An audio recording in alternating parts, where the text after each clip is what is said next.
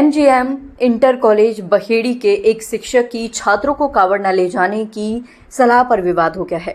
शिक्षक का video viral होने के बाद उन पर कार्रवाई की मांग हो रही है। हालांकि शिक्षक का कहना है कि उन्होंने बच्चों को पढ़ाई के लिए प्रेरित करने के लिए ये बात कही थी।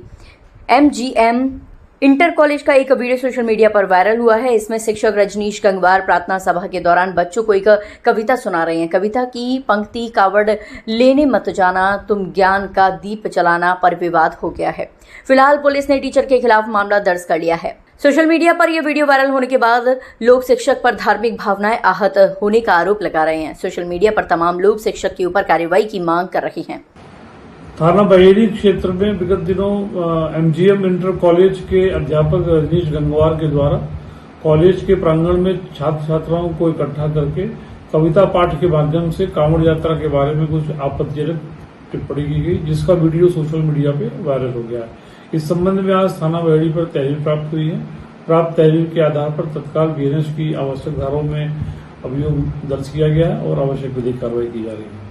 वहीं इस बात के बाद जब मुकदमा दर्ज हुआ तो आरोपी शिक्षक रजनीश गंगवार ने कहा कि उनका उद्देश्य बच्चों को शिक्षा के प्रति जागरूक करने का था। छोटे बच्चे कावड़ के बहाने स्कूल की छुट्टी करते हैं और वह भी भीड़ में कहीं गुम ना हो जाएं और नशा करना ना सीख जाएं। इस वजह से उन्होंने प्रार्थना सभा में अपनी इस कविता को पढ़ा। उनके विरोधी उनको बदनाम करने की साजिश रच रहे हैं। सर, एक साहित्यकार जो होता है वो एक चिंतक भी होता है और स्वतः स्फूर्त भी होता है। क्योंकि मैं हिंदी साहित्य से पीएचडी हूँ। हमारे जो गुरुजी रहे हैं प्रोफेसर वीरेंद्र लंगवासी, जिनके ने रिसर्च किया है, वो भी साहित्यकारी पुरस्कार से पुरस्कृत हुए हैं। तो स्वतः है कि हम लोग सामाजिक चिंतक भी होते हैं। तो मुंशी प्रेमचंद लिखते भी हैं कि साहित्य राजनीति के पीछे चलने वाली सच्चाई नहीं, बल्कि राजनीति को आगे मिसाल दिखाने वाली सच्चाई होती है।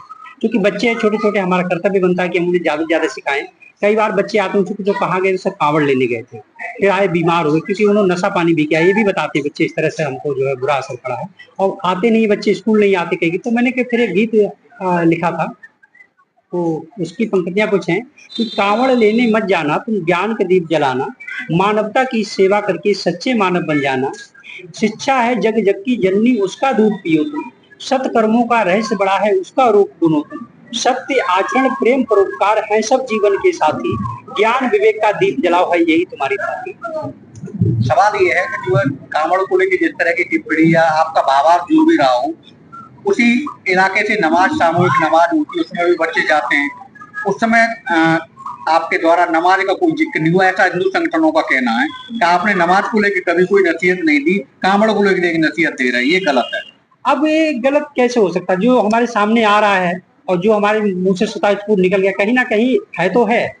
तो जो हमारे दिमाग में आ गया उस समय जो चला आया वो हमने लिख लिया।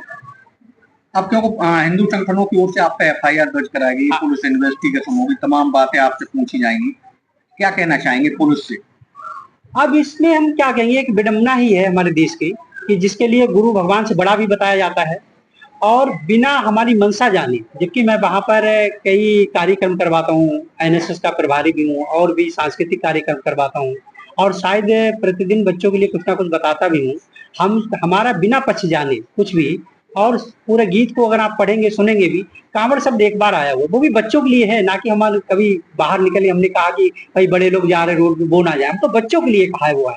अब इस पे लिखी गई है एफआईआर, इसको विडंबना ही कहा जाता है। अच्छा, जैसा कि आप अखिल भारतीय विद्यार्थी परिषद से भी जुड़े रहे हैं, तो संघ का आंशिक संगठन है और भाजपा भी उससे जुड़ी हुई है और उन्हीं हिंदूवादी संगठनों ने आप पे एफआईआर दर्ज कराई है, क्या कहेंगे?